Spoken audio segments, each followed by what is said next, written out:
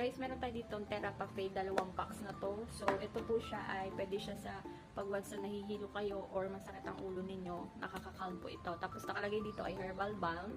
Pwede siya sa anti-bug and itchy relief po. Kaya meron kayong kinagat ng lamok or kinagat ng basta lahat ng kinagat na insekto pwede dito para hindi mamaga.